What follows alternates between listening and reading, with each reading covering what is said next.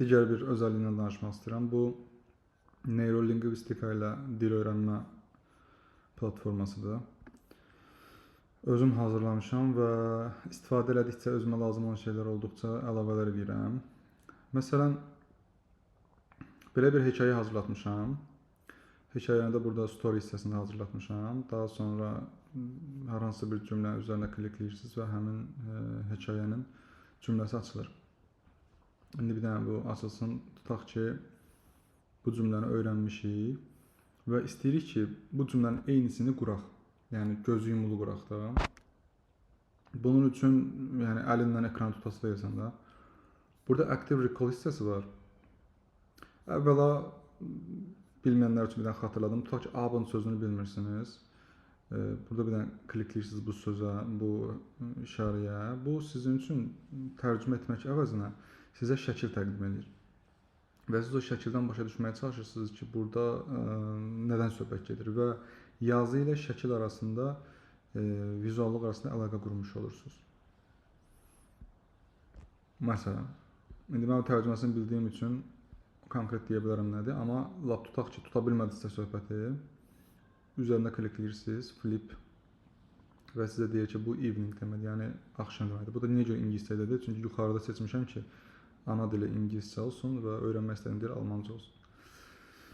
Ətraflı istəyirsinizsə qrammatika və s. i hərfinin üzərinə basırsınız və detallı məlumat verir. Bu öz yerində. Fərz eləyək ki, bütün sözləri öyrəndiniz, sonra gəldiniz burada tərcüməyə bastınız. Tərcüməyə də baxın, çox maraqlı bir tərcümə stili var. Burada tam tərcümanı göstərir. Yəni normal qaydadakı tərcümə. Burada isə rəng və rəng tərcümə. Yəni hərfi tərcümə deyirlər buna.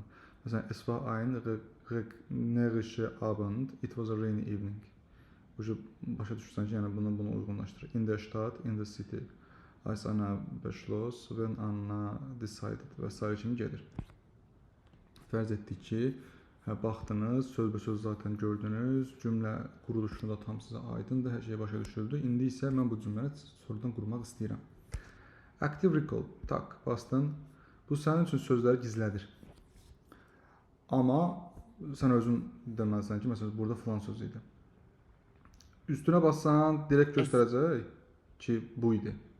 Amma yox, istəmirəm da, bir dənə kömək elə. Tak, bir dənə hərf verir. Tak, bir dənə hərf verir və bu qaydada gedirsiniz. Məsələn, bu, əsvadır da biz bilirik, tutaq ki, yadıma düşmür də. Bir dənə, va imiş, tamam, tak, açdın, baxdın. Çox gözəldir, mən çox əylənirəm bu cürə öyrənəndə həqiqətən. Dəhşət əylənirəm və məsəl üçün özünüzdə fikirləşin, bax, belə bir cümlə verib. Eyni cümlədir ha, aşağıdakı ilə yuxarıdakı eynidir. Fərz edək ki, belə bir yekə bir cümlə verir və sən bunu oturub analiz eləməlisən də. Yəni çox şeydir də, can sıxıcıdır. Amma burada belə qəşəng şəkillərlə, nə bilim, emojilərlə, istəsən yəni şəkil də görə bilirsən və s. yəni başqa şəkillərlə də görə bilirsən. Sonra aşağıda artıq puzzle'lar və s. var. Puzzle'lar ilə cümləni qurursan. Belə, yəni maraqlıdır. İstəsəniz burada OpenAI keyiniz varsa bundan istifadə edə bilərsiniz. OpenAI key nədir, necə bir şey bilmirsinizsə, plus düyməsinə basaraq $2 verməklə kredit ala bilərsiniz və kreditlə istifadə edə bilərsiniz. Story'dən savayı burada şey də var.